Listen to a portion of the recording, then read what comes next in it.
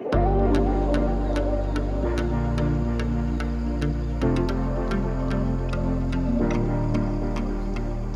is a think tank that's housed in the World Bank, focused on financial inclusion.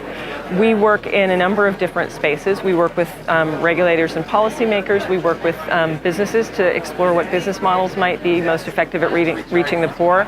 We work on things that are sort of rails issues, where we work trying to help operators to interoperate or to open up their APIs, looking at things like shared KYC utilities that help lower the cost for everybody to provide financial services for the poor. We also look at different segments, so women, smallholder farmers, migrants.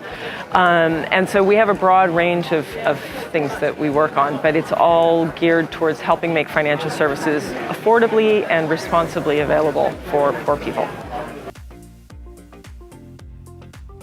Well, to me, the biggest trend is that different players are starting to come together in really interesting partnerships, and a sort of knit-together ecosystem is starting to emerge in very early stages. So we're seeing work on interoperability, we're seeing operators opening up their APIs so third-party developers can run services over their rails, and I think that's a really promising development.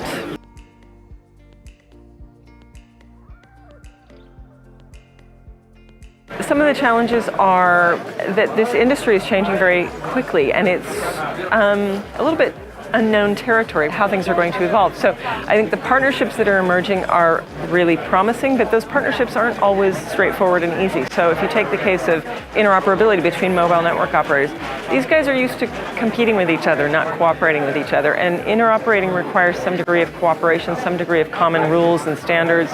And that's really new space for a lot of these operators. Then you have other players coming in, sometimes small, little fintech, sometimes big, over-the-top players. We're really excited about it because we think it means that we will be able to reach the poor much more easily with a broad range of financial services. But I think there are going to be some growing pains along the way.